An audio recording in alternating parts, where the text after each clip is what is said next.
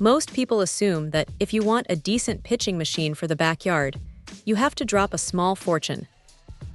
But then you run into something like the PowerAlley Pro, and it makes you wonder why anyone would overspend. Right out of the box, it feels surprisingly sturdy.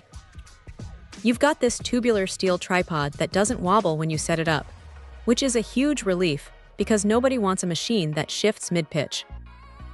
The housing is made of this nylon fiberglass composite that feels tough enough to take a stray ball to the side without cracking. And honestly, that's exactly what you want when you're setting up for a long session.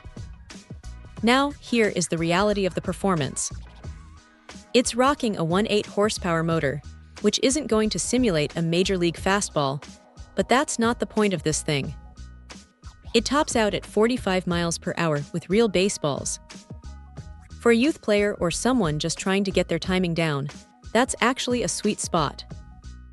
It's fast enough to force you to keep your eye on the ball, but slow enough that you aren't just swinging at air every single time. If you switch over to those lighter practice balls, you can push it up to 60, which adds a nice bit of variety to your training. What really stands out is the adjustability. You can tilt the head to change the height, which is great for working on everything from low strikes to those annoying high pitches that usually cause pop-ups. It's simple to tweak, and once you lock it in, it stays put. One thing to keep in mind, though, is the power situation. It runs on standard wall power, which is fine if you have an outlet near your cage or garage. If you're planning to take this out to a remote field, you'll need to grab that separate battery station.